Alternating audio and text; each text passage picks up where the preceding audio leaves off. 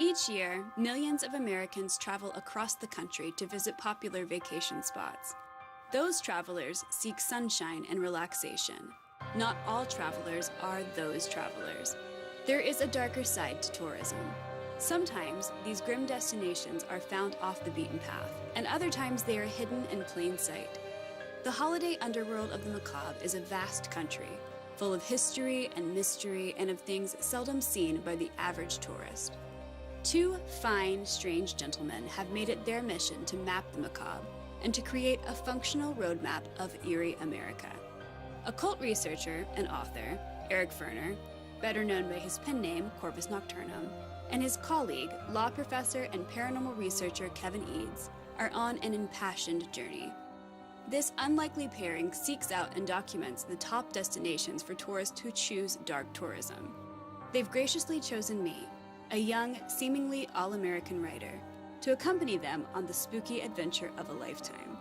The three of us, strange strangers to most, are taking on Eerie America 1 mile marker and one exit at a time.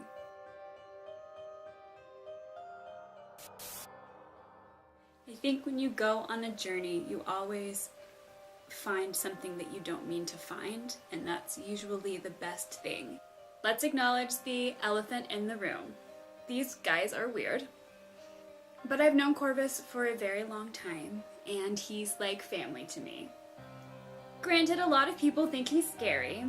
I saw somebody who I was afraid of cross the street once to avoid bumping into him.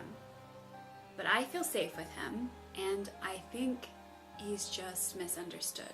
Thank you guys for bringing me on aboard. We're mapping the macabre, right, across America, mapping the creepy, eerie, spooky, scary places. The unusual to a degree, because it's not just things to be afraid of. It could be, we've got a lot of sci-fi, UFO related, for us nerds and geeks. I mean, You were recently in Hell, Michigan. Oh yeah, A middle of nowhere, tiny little town. It's very kitschy. I mean, they really play up the whole hell theme and the devil and everything.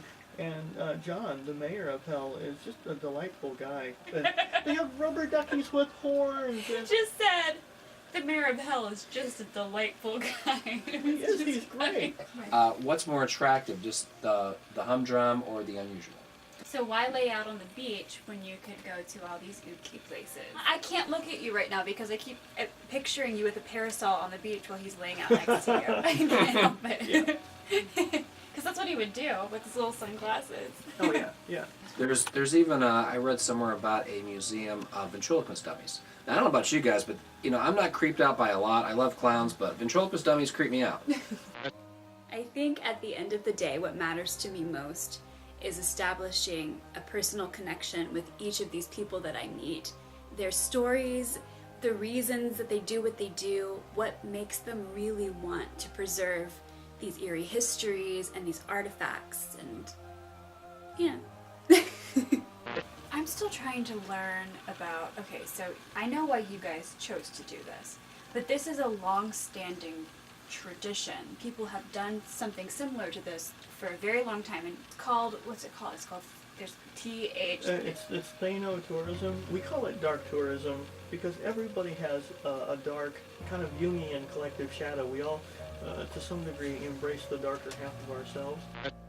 A lot of people look at me and think that because I'm blonde and cute, I don't have a dark side, but I do. I have communicated with some of the darkest, most tortured souls. I have explored subcultures that most people only have nightmares about. My professional life and my life as a medium or as a psychic, I keep those as separate as I possibly can. I had a roommate that went to the Lizzie Borden house. I had this horrific nightmare after my roommate came back about blood and an axe and this woman pleading with me saying that she didn't do it. And I was just like, I don't know what you didn't do, but you need to stop hurting me. So whenever they went to the Lizzie Borden house, that was obviously not a place that I wanted to go. Even with me being as tough as I am. So I obviously think that you guys are perfect to do this. But why? So if somebody didn't know you, like, I mean, I know you as Uncle Corvus. I've known you for a while. So if somebody didn't know you, why do you think they would want to go with you on this journey? I think because it touches that dark spark in all of our souls, that if we're willing to embrace the fact that not everything is, pure and white and butterflies and teddy bears, that there is tragedy, but there's also beauty in darkness too. And what I'm trying to bring out is that we can truly appreciate life by knowing the end is inevitable, but we don't have to be terrified by it. I love that. That was the most beautiful answer. Okay, so you're not going to be able to top that, but you can try. I have no answer. I plead the Fifth Amendment. Well, he was my professor. That's how we met. Right, professor. It was fun. You were one of the hardest working students I ever met, and I was always very impressed with you. We've talked a lot about our background and our interests, but we want to thank you too for coming along on this creepy, unusual ride. I think it's really cool that you went from being a blogger and journalist to really throwing yourself into something like this. Well, I have always been fascinated by the strange and the macabre, and I do have an extensive background in researching those things, which is how I came across you. And I'm just so excited that you were just like, oh, hey, Becca, hey, you want to go on this trip with us? This really, really long trip? There are so many places that you can go that are just... That's the fascinating part. You never know what's in your own backyard until someone tells you about it. So it's a fun twist on dark tourism. Oh, yeah. Let's do this.